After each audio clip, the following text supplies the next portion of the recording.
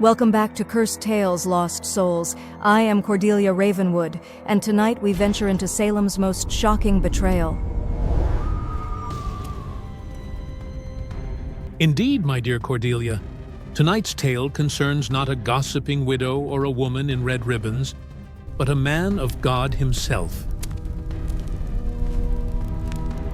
Salem, 1692.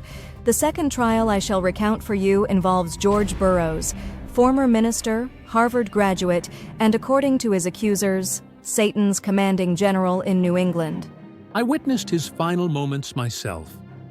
What transpired at his execution would shake even Salem's blood-drunk certainty. George Burroughs was no stranger to Salem Village.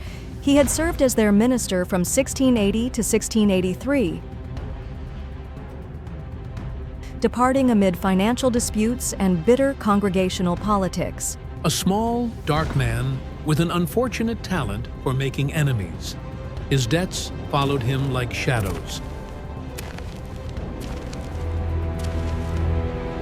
And in Salem, unpaid obligations could become evidence of demonic pacts.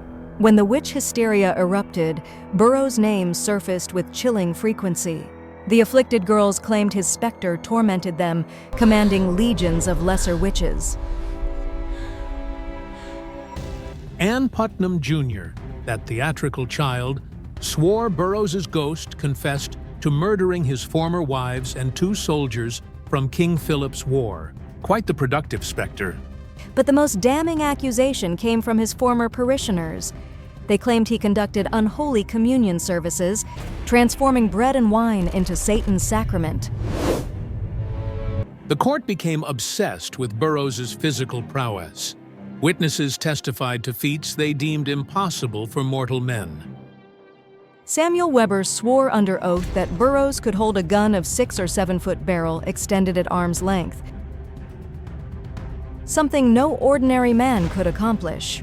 Captain Wormwood testified that Burroughs once lifted a full barrel of molasses with just his fingertips. In Salem's fevered logic, fitness became proof of demonic enhancement. The prosecution's argument was elegantly circular. If Burroughs possessed unusual strength, it must be supernatural. If supernatural, then demonic. If demonic, then guilty. They condemned a man for being too healthy, too capable, too strong. Physical excellence became evidence of spiritual corruption. August 5, 1692, George Burroughs stood before Judge William Stoughton, facing charges that would have been laughable if they weren't lethal. 8 of the afflicted accused him of being their chief tormentor. They writhed and screamed in his presence, performing their well-rehearsed theater of possession. Deliverance Hobbs, seeking to save her own neck, testified that she had seen Burroughs at witch meetings, administering blasphemous communion to his spectral congregation.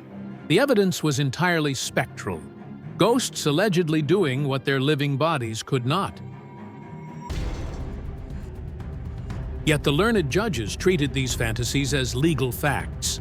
When Burroughs denied the charges, maintaining his innocence with quiet dignity, the court interpreted his composure as further proof of demonic influence.